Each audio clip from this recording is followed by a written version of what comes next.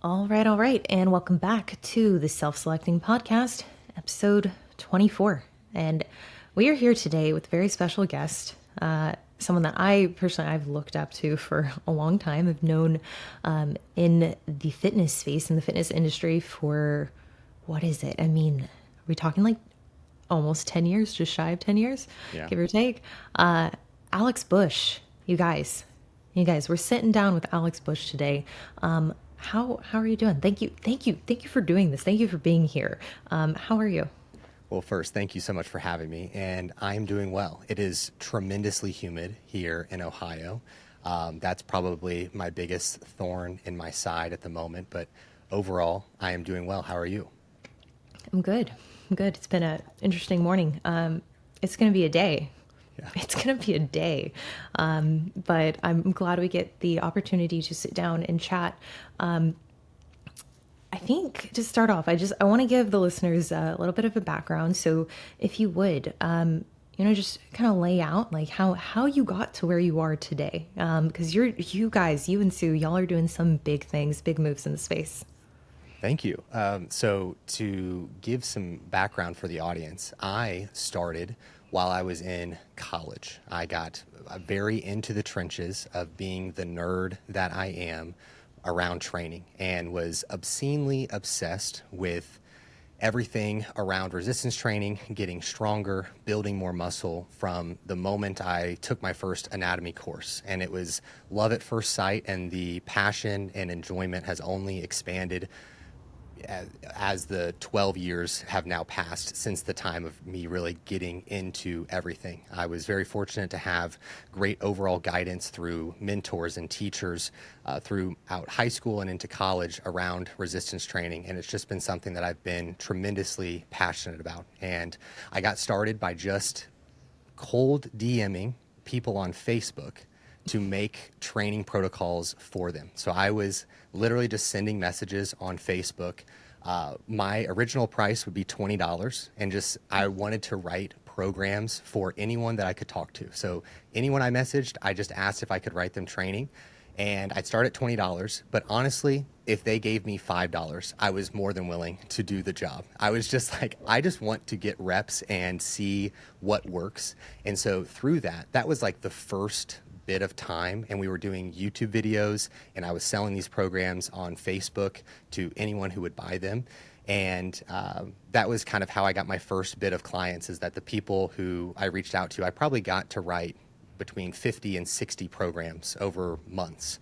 And through that was able to attain probably my first 5 to 10 online clients. And that was what was the origin of what is now physique development, where we're able to help a magnitude of individuals, whether it be from contest prep, whether it be general health. I mean, the list goes on and on of who we're able to help now. But when I first got started, it was through college, through those Facebook DMs, just having so much passion for writing these training programs. And there's been obviously a ton that transpired in between, but the origin of it all really comes down to just the passion and enjoyment I find in human anatomy, as well as resistance training and how that impacts the body.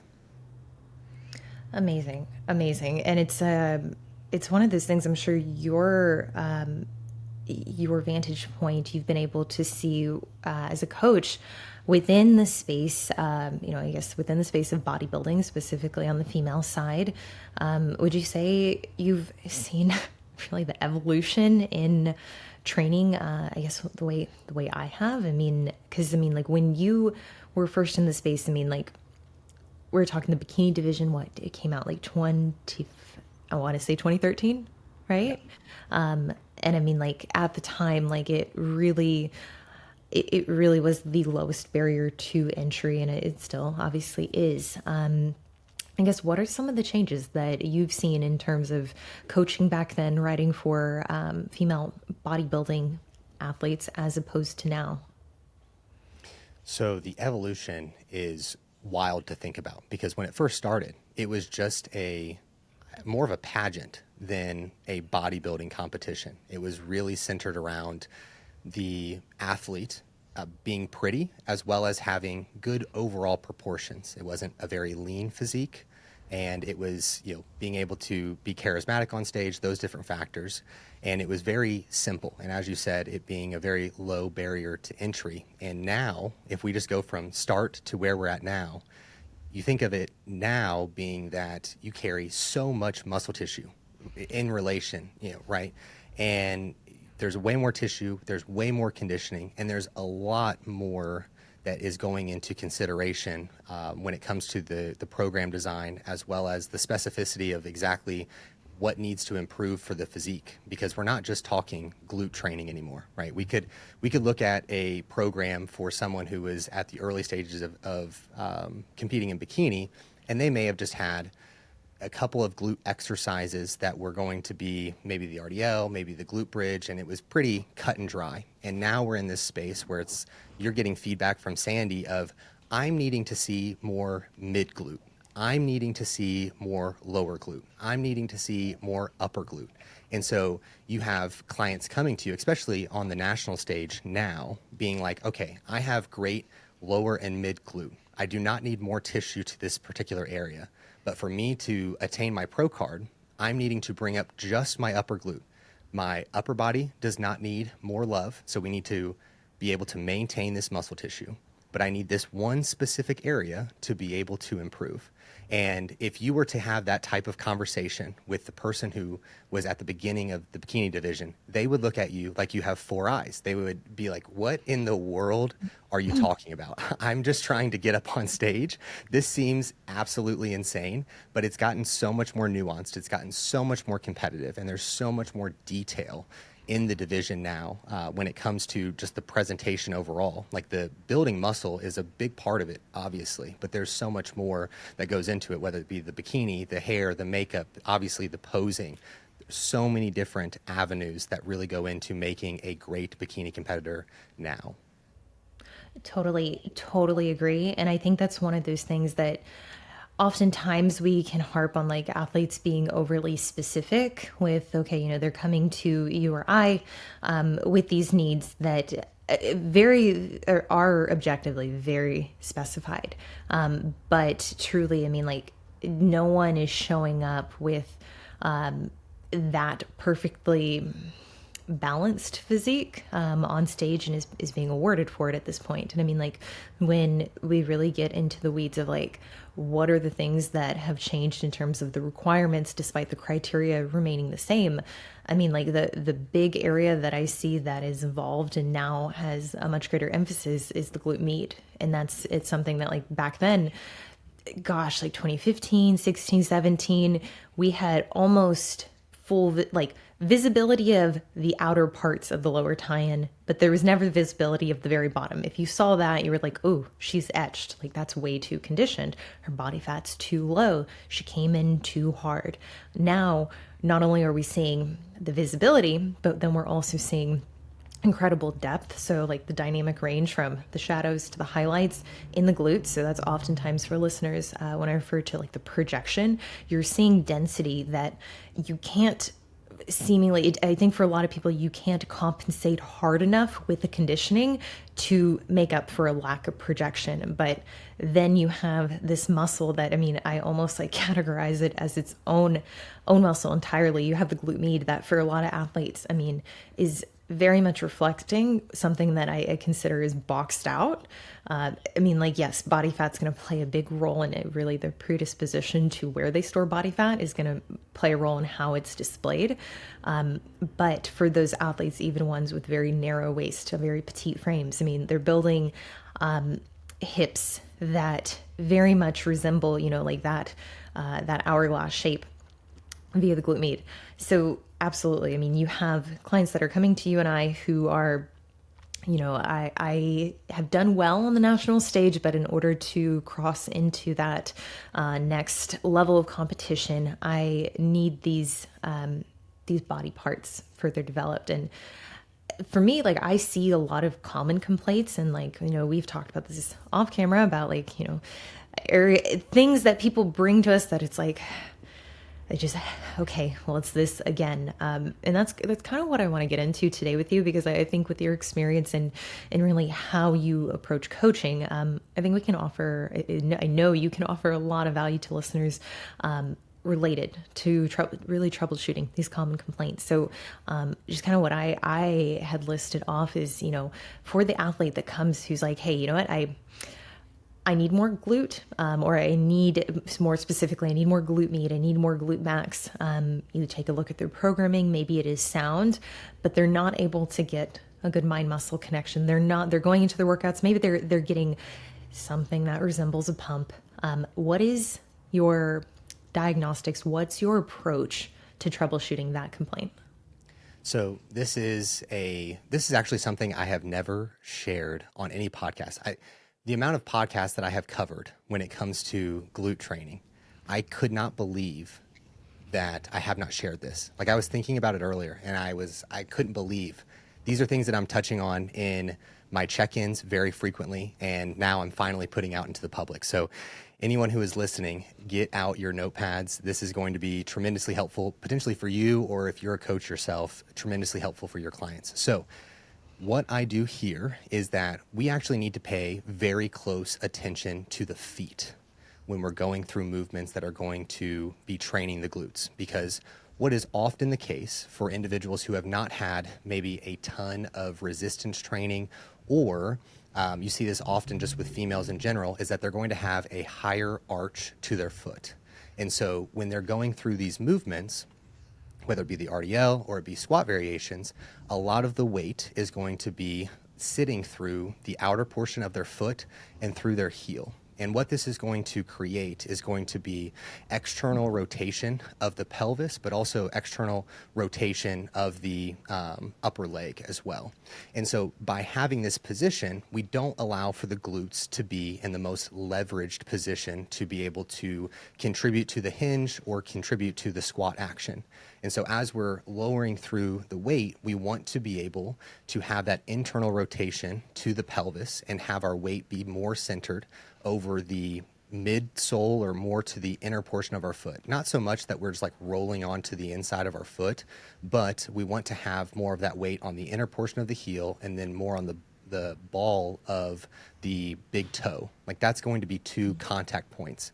And how you can tell if this is someone who is struggling with this is that you can take a video just directly in front of them, being able to see from the floor to above their head. Have them go through a squat. If they are squatting and you see that their big toe is lifting off of the ground and their weight is transferring to the outer portion of their foot, this is probably a sign that this is what they're struggling with and feeling like, man, I'm not getting a whole lot of glute. My adductors are contributing, my quads feel good, but I'm not getting a whole lot of my glute. And so that's going to be a test there. You could also do this through the RDL, the same setup for the video. And so you want to think about having that weight more to the inner portion of the foot. And drills that I will utilize if a client is struggling with this is that I will have them get to a squat rack and just have a post. It can be any post, but a squat rack is just the most general for everyone to be able to utilize. So you have that leg forward and you're going to set yourself up in a stationary lunge.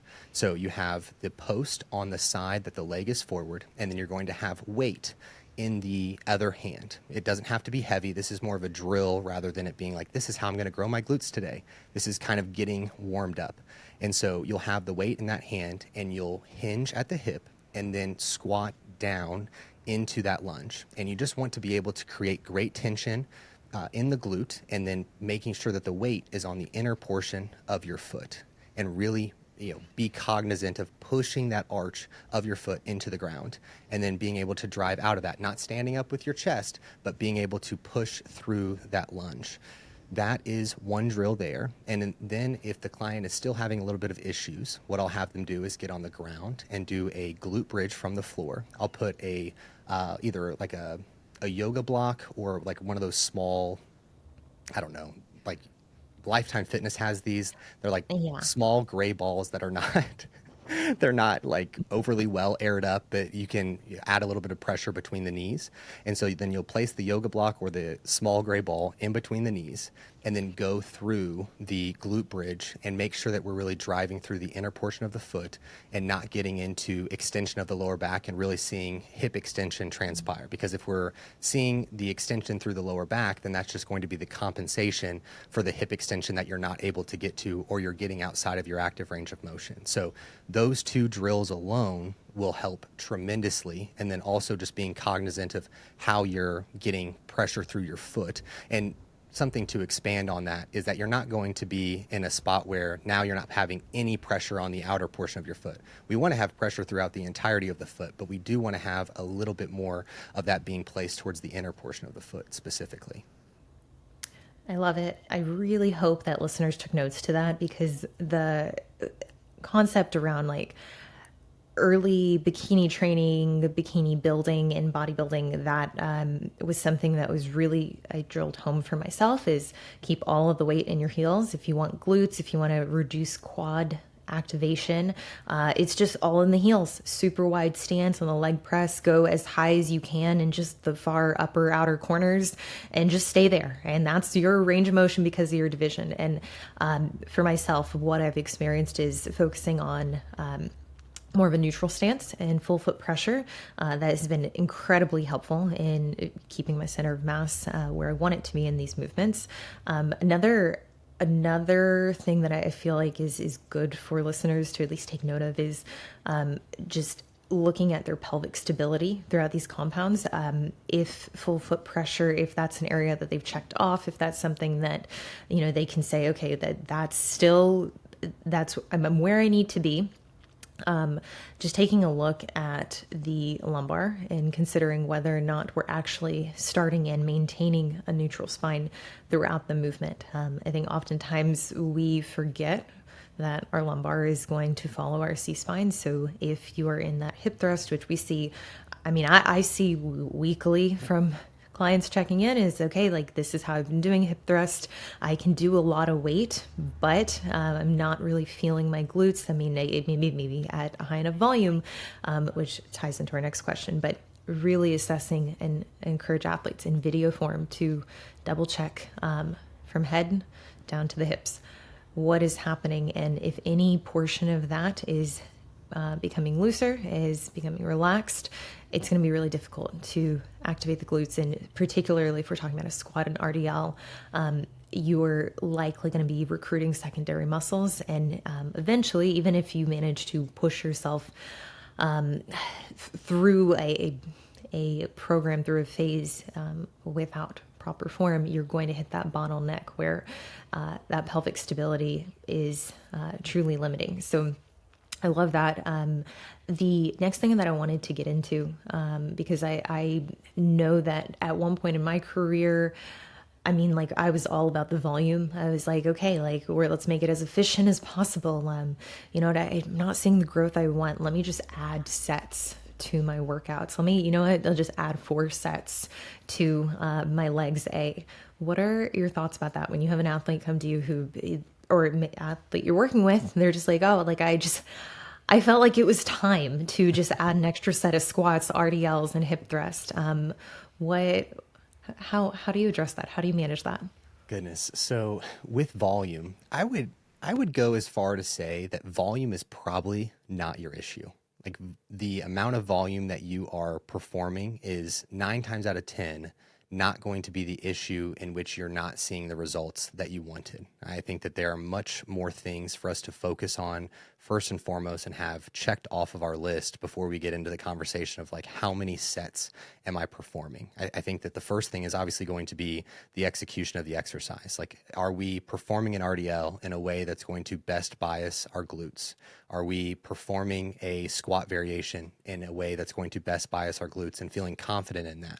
And if we feel confident there, then we want to assess overall intensity. And if that person's able to really articulate, okay, this was my second set, and I can confidently look at the video and to myself and say that I was a rep or 2 shy of failure and truly mean it, then that's going to be kind of the next block there. And I will say for the listeners, being able to truly do that on a week out, weekend basis and be able to do it for set after set is a true skill, and a skill that's going to take time to develop. You're not going to have this skill after listening to this episode and now be able to run with it. It's going to be something that you're building over time. And so we want to have the intensity in place. If we have both of those metrics in a great position, then the volume conversation becomes tremendously more valuable of being able to move up or pull down, depending on what the specific goal is and the feedback of the particular client.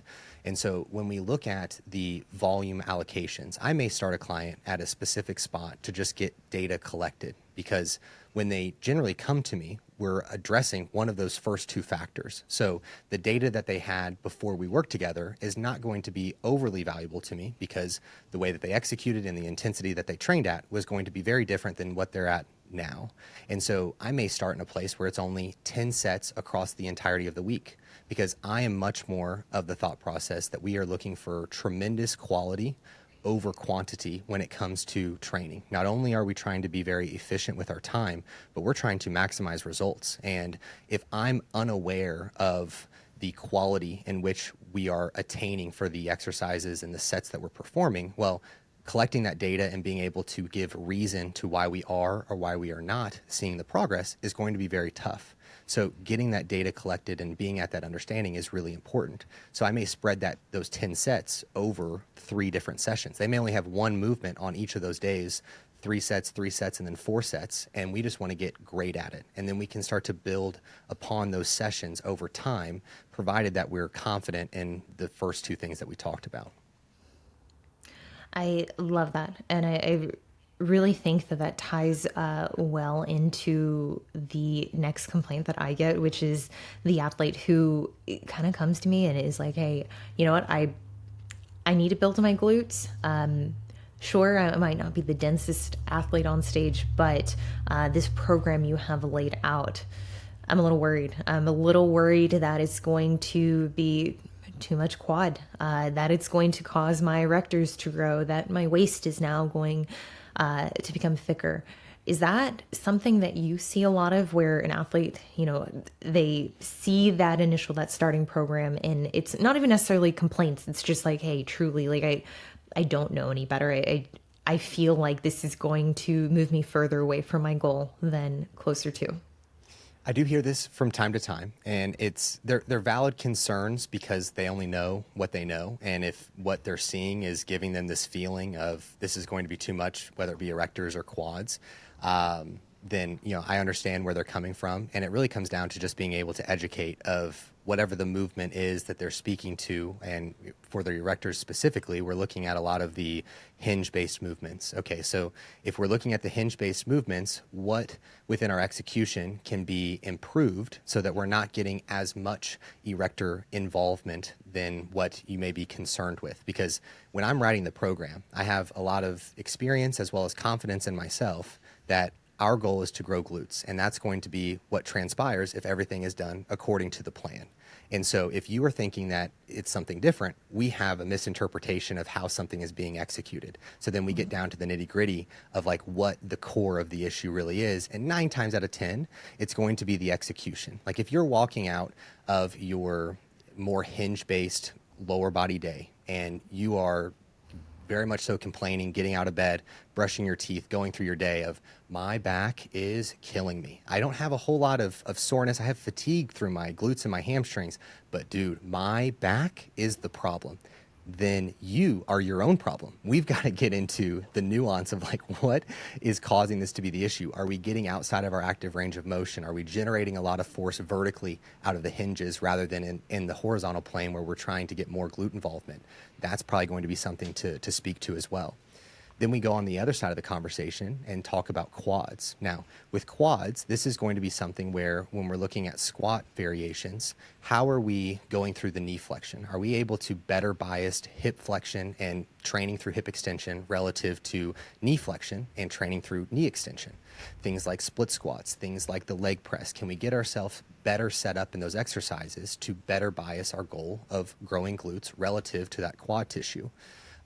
Again, it's going to come down to that setup. And then when we look at things that are more isolated to the quads, something like a leg extension, I find this to be tremendously important because the rec fem is going to be trained well throughout the leg extension. We can set ourselves up a little bit differently in that exercise to better bias the rec fem, but in general, it's going to be an option to train that rec fem.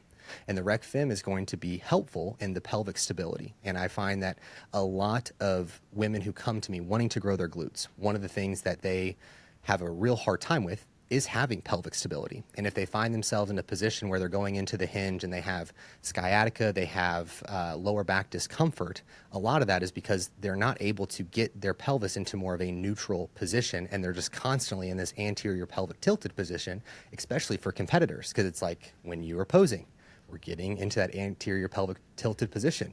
And then, an early competitor is going to associate, well, if I'm going to be in this pose and judged in this pose, I should probably train something similar to this pose so that the pose continues to get better. And that's not how that works, but I can understand the general association with knowing, a smaller amount about just how anatomy works and so on and so forth.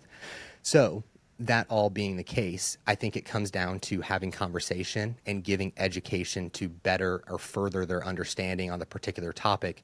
And this also allows for the coach and the client to strengthen their relationship, because as you go into a contest prep, for the competitors who are listening, trust and having really strong communication are the foundation for you to have a successful prep, to be successful on stage. Like, those are the things that you must have, because if you're second guessing your coach, if you don't have full trust and you're looking for other, reasons or options out there in the process of working with someone else, it will be your demise. And so having that time for education is tremendously beneficial. I love that. And I do think that having a client understand the exercise selection, exercise order, target rep range, total working sets, this is a way to increase buy-in, which ultimately, if you're a coach and you're listening and it's something you're like, I believe in what I'm doing. I believe I'm doing it to the best of my ability. I want my clients to trust me, but I don't want to have to tack on, this additional time spent educating. I mean, gosh, honestly, I think you're doing yourself a disservice, because at that point, it's like, if you want to make your job easier as a coach and your goal ultimately is to produce better results for your clients. And even if you're looking at this very business oriented, you want to grow your business, you want to scale, you want to have more clients, you want to have notoriety and be recognized as someone who can produce these results.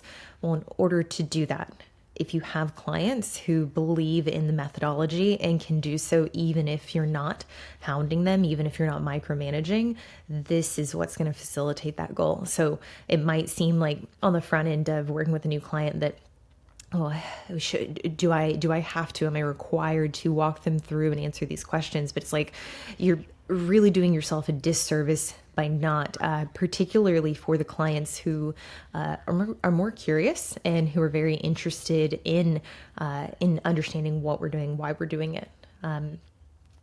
Now, one thing I think that's very specific to bikini competitors and wellness competitors as well, yes, is just left to right glute imbalances. This is a question that I get with a lot of clients. It's a concern that I've had myself with my left glute versus my right one, a non-dominant, dominant.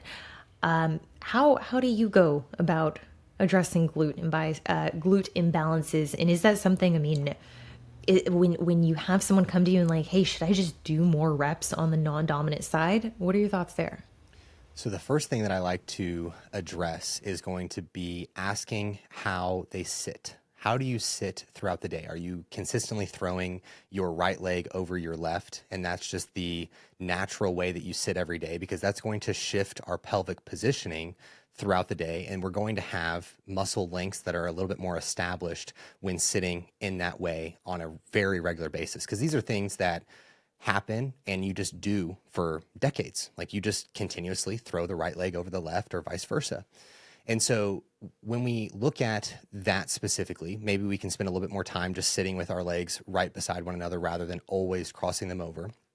we can have drills in place to better position the pelvis and working some of that tissue to be in a more neutral position, not having any hip hiking to either side on a more regular basis, because I think there are things that present there. So we want to look at the overall anatomy and structure of the person to see if there's anything to assess within something that's contributing to the imbalances themselves. Now, we're going to have a small bit of imbalance just because we're having dominant and non-dominant side. That's going to exist for almost everybody.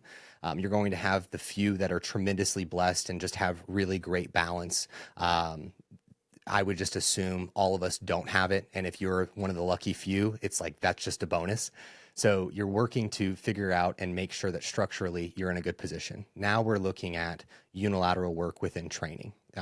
How do we feel different on each side? Do we feel like maybe our limb lengths are a little bit different? Because there are individuals who are going to have maybe one femur or upper portion of their leg be a little bit longer than the other. And that could be problematic within some of the squat variations or maybe the RDLs or so on and so forth. So we want to assess how we feel within the unilateral work. Do we have more engagement with our right leg relative to our left leg? Can we change some of our positioning to put ourselves in a more hip hinged position? Within some of the different movements, like really being able to assess within the unilateral work. I don't think that it just comes down to, I need to work this side more than the other. I think it's getting down to the nitty gritty of really specific things for the person to get out of that imbalanced position. And this is where, especially for pros and for high level national competitors, this is like the main part of my work, where we're getting into the super duper nuance to figure out these things to take them to that next level. Because as you're very well aware, when we're talking about 5th to 1st place in a pro show, I mean, we're talking really small, fine details along the lines of what needs to improve or what would take you from 5th to 1st. And so getting into those things ends up being tremendously beneficial. Tedious, very tedious. And that's why I'm not giving a ton of like specifics of these are the things that we adjust, because it's going to be dependent on the person. But these are the things that really take you from one level to the next. Absolutely. And I do think that within that realm, like watching how someone moves, watching them actually perform these movements and looking for those deficits or restrictions in mobility, whether that be in your unilateral movements. I mean, and this isn't just limited to glutes either. But I think it's something that has been a great benefit to me to have someone review training footage, to have someone actually watch me and just see, okay, well, here is what's leading you to favor, you know, maybe one side versus another. Oh, here's this is the way that you're kind of going about your day to day. I mean, for the longest time, I was sitting, I guess like a half crisscross with my left glute under, my left leg under my right glute. And that's how I would work for, I mean, 3-4 hours at a time. And it wasn't until I realized like, oh yeah, doing that, like we got a new couch. I was like, okay, doing that, that's ultimately going to affect how I'm going throughout my workout, especially if I am not taking inventory of really that pre-workout. I don't even want to call it like mobility work, but going through a solid warm-up to assess like, okay, here's what I'm feeling, here's what needs a little bit of extra work. I love it. So when we start looking a little deeper into tools that we would use to measure progress, because I mean, this whole episode has been really heavy emphasis on muscular development. And, you know, this, yes, is focused largely on bodybuilding stage, but even for performance athletes who, you know, maybe are running into limitations in their lifts, whether that be powerlifting, Olympic weightlifting. In the case of someone who's looking to add tissue, what are your favorite, or I guess what are your go-to metrics that you use to track that progress, that hypertrophy? So my number one is always going to be photos. 1000% photos are going to end up being my large variable that I'm paying the most attention to, because I think that yes, photos can have variance to them, but we can control a lot of the things that are going to be in the particular photos. Whereas with measurements, if we were to use tape measure, for example, I really like the tape measure. I would say that the tape measure ends up being my second, but the reason it's not first is because depending on how the individual stores body fat, we may have someone who stores a majority of their body fat, especially for a lot of the women that I work with, through their hips. And so that glute measurement may quickly pace up, not in a way that we're putting on more muscle tissue, but in a way that this is where we're just storing more of our body fat in general. So that's something to, like, a caveat of, yes, this could be the case that we've gained this much muscle tissue, but we also have to be cognizant of the reality in which you've gained body fat while we've been in this surplus. And that's something to keep in mind. And so the physique photos kind of show that. As I've looked at, Sue and I have tried to get a real number of how many physique photos I have compared to one another week to week, month to month, all of that over the last 10, 11 years. And it's in the thousands, tens of thousands, hundreds of, I have no idea. It's such a high number. And so my eye to photos is very well trained. And that's where I'm going to be able to depict of, is this looking more visually like this is added body fat, or is this looking more as if it's more, muscle tissue specifically? And we can also see that through motion. We can see that pretty easily through training videos and those different factors. And so I'm always assessing videos, I'm always assessing photos, and I find those to be the two greatest metrics of being able to really see progress over time. If I had to put a least used as my main marker, it's probably going to be the body weight scale. Can be useful, but I do not think that it is going to be my number one indicator of, okay, we added a half a pound over this month. That's a good sign that we added muscle tissue. It could be, but there's so many variables and things that are going to be impacting that scale reading that it's not going to be my main driver. And it doesn't matter for bikini what weight you get up on the stage at. I know that this is more specific to muscle building, but at the end of the day, you could get up there at 135 pounds or 115 pounds. It's going to depend on how that looks on your frame and how you're able to present and the leanness that you're able to present. And that weight is, no one is at, like, it's not part of your scoring. You may be asked backstage of, like, what's your final weight or what have you. But that's really going to be it's really just between you and your coach when it comes to the scale readings. I completely agree. And I think, especially for female athletes, I think scale reading can be helpful in establishing change. But the actual number itself relative to height, I mean, like, it could be a reference point based on, top competitors in the space of, like, hey, this is maybe what I need to work up to. Cool. But ultimately, like, we're all built a little bit differently. Your predisposition to store body fat, whether that be towards your lower body, towards just your extremities, or towards your midsection. These are all things that will contribute to that rate of change presenting differently, even next to another athlete who is technically at the same weight or same height. So I think that's where it's really important to have a comprehensive picture. And what I found myself is that measurements alongside calipers have been really, really helpful. And in 2014, when I competed for the first time, like, I was at Gold's in College Station. Like, I had a trainer there do my skin fold sights. They're like, oh, you're at 12%. No, like, that just, I mean, like, a real 12% as what, like a 19-year-old, an under muscled 19 bikini competitor. Like, no, it's just not true. I think a lot of times with skin fold sights, that actual numerical value can be assigned. How do I want to phrase this? I think a lot of people can put weight into that value that they get from the body fat percentage and consider that good or bad. I think the judgment is oftentimes, okay, the lower I am, the more impressive my physique is going to look, when in reality that, again, it doesn't dictate, it doesn't showcase the whole picture. And I mean, like, if listeners have followed my competition career, there are times I've come in very lean. There's times I've come in not as lean. And yes, objectively, like, being leaner, you have potentially a greater likelihood of placing better as compared to if you're not in shape.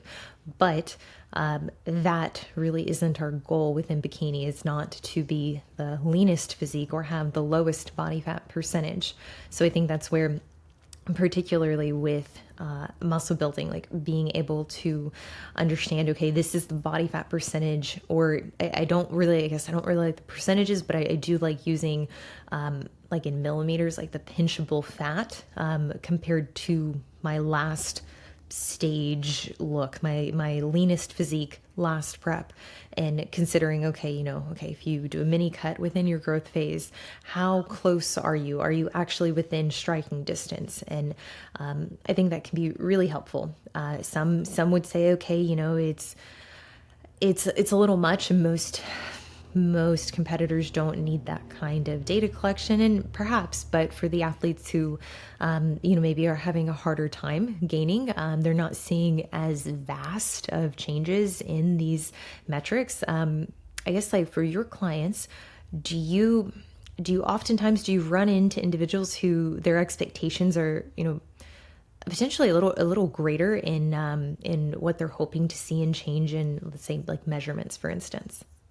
Yes, I would say that expectations are really the first thing that I'm addressing when I'm getting started with a client, to put things into better alignment of what is realistic for the timeline that they're wanting to have in place, the modalities that they would like to utilize in getting to that target goal. There are times where I have individuals who want to come and put on a considerable amount of muscle tissue, but they want to remain natural, not utilizing any PEDs, and they want to do it within about 6 months time frame. And I also want to compete at the end of the year. And then shortly after that, I would like to get pregnant. It's like, oh, okay, let's slow down here and get into a more realistic understanding of how these things would need to happen, and what, if you're wanting to get to this goal, let's really talk about this one specifically and what would be required there. And then we can talk about the other. But if we're just going to talk about these all in one tandem thing, that's going to be far too much. And so getting measurements into a great position when it's talking about the goals, but even more so within the measurements, because when we're talking about building muscle, it's a long time horizon. I mean, you can speak to this just as good as anyone, where you have been working to put on a considerable amount of muscle tissue for some time. And I'm sure that you've gotten the question of, when are you competing again? Like, it's been forever since you've competed. And in the reality of it all, it's like, it's not been that long. Like, you have taken the necessary amount of time to put on the real tissue that you have been working so hard for. Whereas you see a lot of competitors who label things of, I'm in season, I'm in a growth phase, now I'm back in season. And to competitors who are maybe newer, they're thinking of, okay, well, they put on X amount of muscle tissue from that show to that show, and it was just a year's time frame. I can do that. And there's so much more that goes into it when you're looking at what PEDs were utilized by that client, where's that person from a training age perspective. I mean, there is thing after thing that this list can become when we're just immediately looking at taking the tangible information from this post that a competitor made and then trying to apply it to ourselves. Yes, and the thing is, like, the PED side of muscle growth is something that I think even within that, individuals' expectations are very much inflated, and it's a conversation that I had recently with a consultation client, talking about, like, well, okay, why didn't the scale weight drop off, for this competitor? And I actually knew the competitor. I had worked with her. I was aware of her cycle. I'm like, well, the weight's not going to go down if you never stop the cycle. If you just keep the drug in place, like, you're going to sustain that. And I think oftentimes what can happen is in those, like, very short sprints in between seasons, those 4, 6, 8 week push phases where the individual is trying to put on a considerable amount of muscle. There isn't the consideration really around their potential to build. So, the drug might be put in place, but ultimately, like, even if we're talking about 8 weeks for an athlete that is very much trained, how much muscle are they looking to add on? And are they in a state where their hormones will support them doing so? I think oftentimes people assume it's just the PED that they're missing. And that's the only part that they need, and sure, it's going to drive training performance. And if that was another one I wanted to touch on is I really like using training performance alongside the rate of change on the scale, rate of change in the measurements, calipers, because ultimately if that training performance is improving, not necessarily just load, but if we're seeing an improvement in the quality of each rep, it's promising. It's not to say that it's going to reflect a considerable amount of change, but it very well is what I want to see in someone who is trying to get the most out of that growth phase. But it just on the side of PEDs, I mean, I think that is typically the thing that people are looking to throw in quickly to accelerate growth when, in reality, I think there is a lot that needs to be done internally. Physiologically, there are a lot of signals that have become dysregulated from being in that perma-dieted state. And, perma-diet, that's not to say that has to be multiple years. That could be a month of, or not a month, a year of being truly in deficit, like 52 weeks of being in a dieting type phase, many months of which, okay, you're at a low body fat percentage. So that signaling is going to become more and more further dysregulated. It's not good. It's not good. So tell me a little bit, tell me and listeners a little bit about what that conversation looks like for the athlete who comes to you, has these high aspirations, has these hard goals, like, hey, I want to get on stage. Okay, we're in July. What is it? Nationals or USAs? We've still got time this year. Let's hit it. They just wrapped up a season, but they're like, okay, let's make the most of the next 2 months. But they don't want to gain body fat.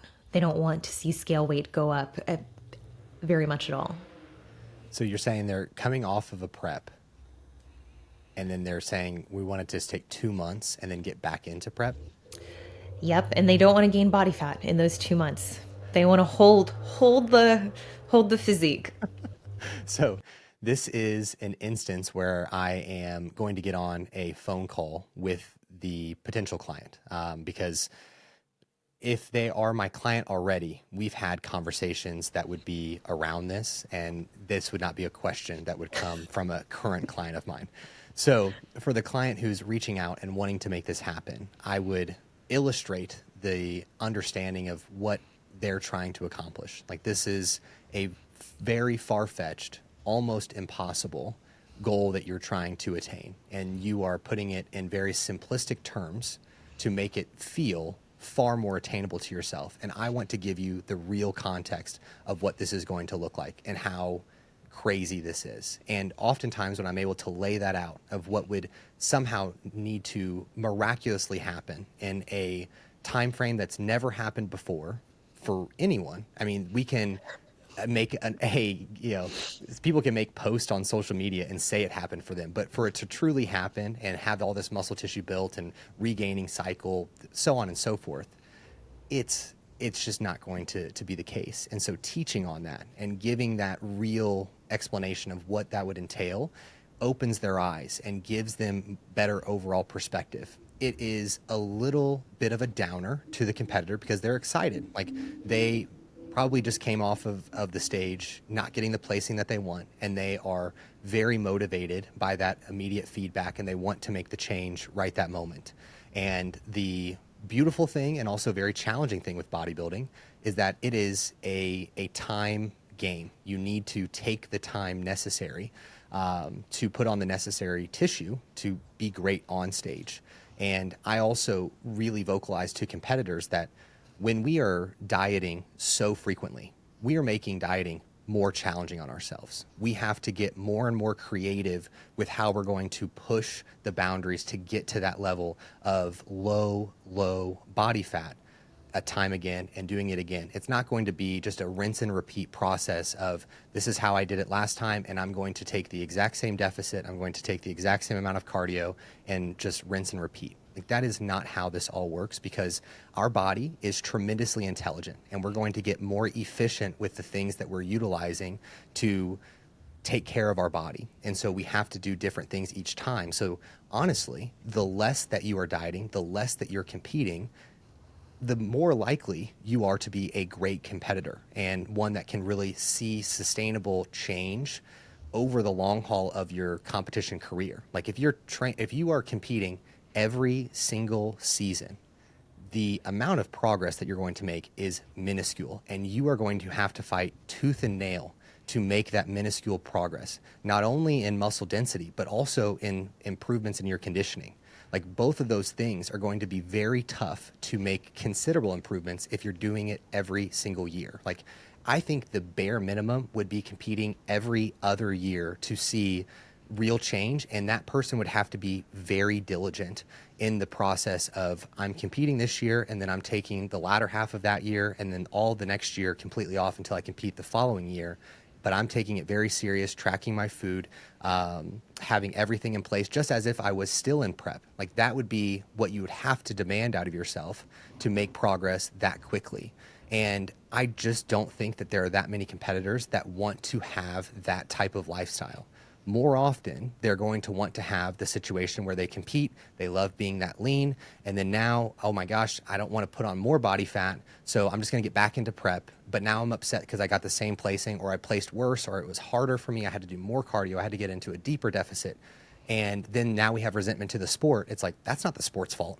That is your guidance's fault, as well as you making poor decisions to put yourself in that position.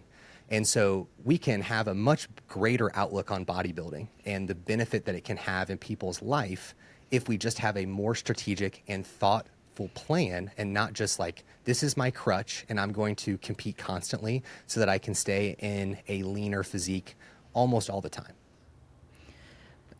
Extremely well said, very empathetic as well. And I think something I wanted to touch on and expand on is, I think oftentimes for the athlete who's non-enhanced, the presumption is that, okay, now this prep is harder. Now I'm unable, or my fat loss is slowing, or I'm unable to lose body fat at that same rate. And it's like, yes, that could be it. We could quite literally see that TSH is elevated. We could see that metabolically you're downregulated, which is an assumption going into any prep, even for an athlete who's very resilient. But I think what's oftentimes overlooked for the natural athlete is their ability to retain tissue while getting as lean as they need to be. And this is not a call to use enhancements prior to when someone wants to make that kind of decision.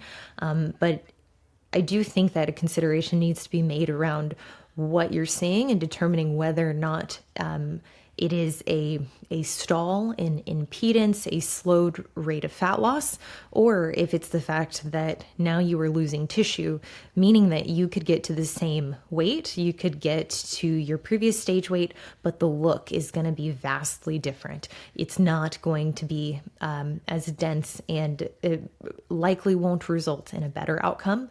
And I think that this is perpetuated by staying in that contest prep state for extended durations, or getting into it, getting out of it, circling, oh, okay, you know what, I want to, summer's coming up, I want to get on stage early May, and then just ride that out for the next 3 months. I mean, like, I get it. If it was possible, and if there were no consequences to it, if there wasn't an opportunity cost, I would enjoy that. That would make me feel very good in terms of how I feel about my physique.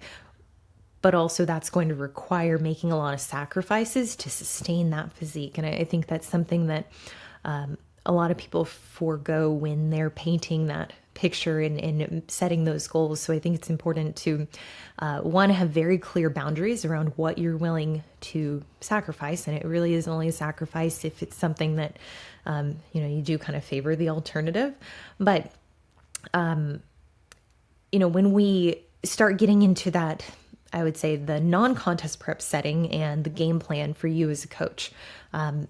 You have athletes that come to you who are like, hey, this is what Sandy said. This is what Tyler said. How much How much interpretation and analysis are you doing when looking at these pictures, hearing what the literal feedback is? And I guess I'll just be less abstract here. Is like, do you feel like some of the feedback, even though what is said is, oh, you need to be a little tighter, you look at the physique and you're like, yes, sure, but it really, the issue is the muscularity. Like this is probably the appropriate body fat you need to be at, but the lack of muscle makes this a softer look. Do you have to do that like reverse engineering process for athletes at times? Certainly. I would say that this is a majority of the national level competitors where they are being told to just come in tighter. And the reality is that they don't have the lower glute to really showcase of being a little bit more etched out. Not a ton, just enough. It's a balancing act, right?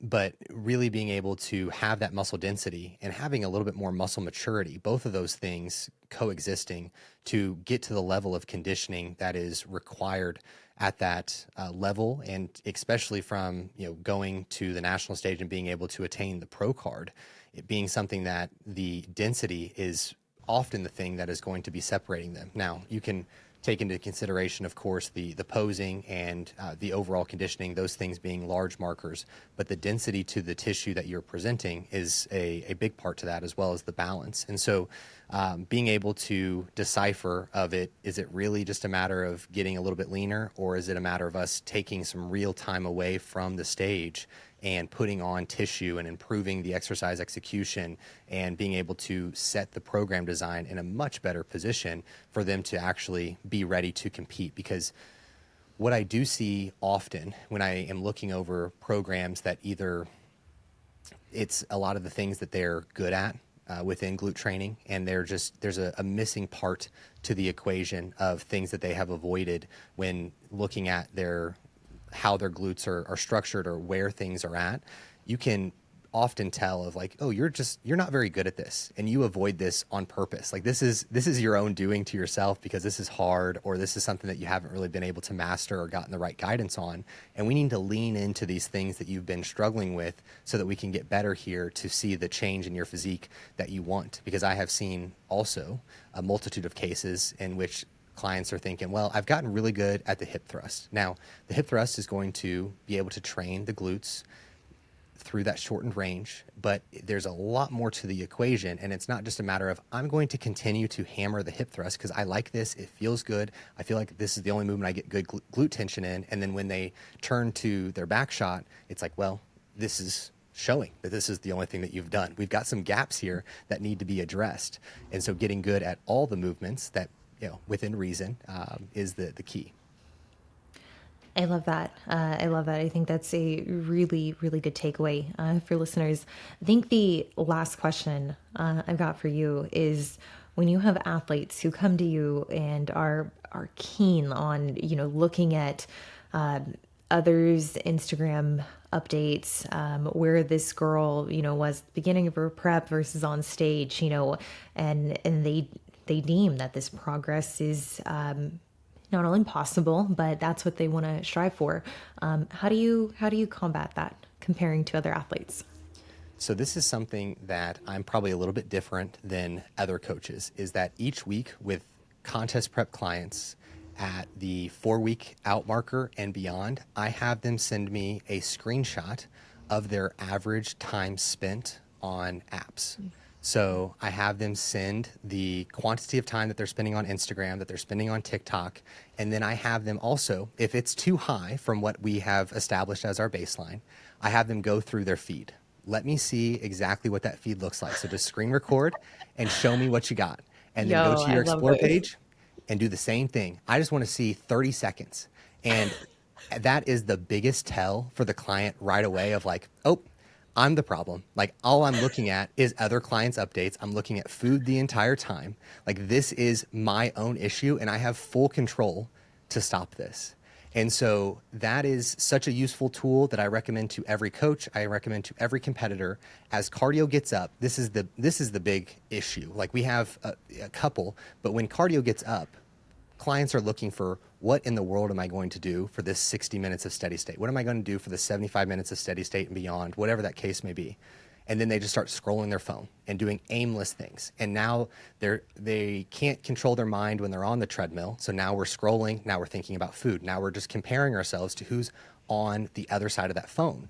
And so it is just a downward spiral of horribleness that we can 100% avoid and find better options during that time frame. And so I use that as a huge tool.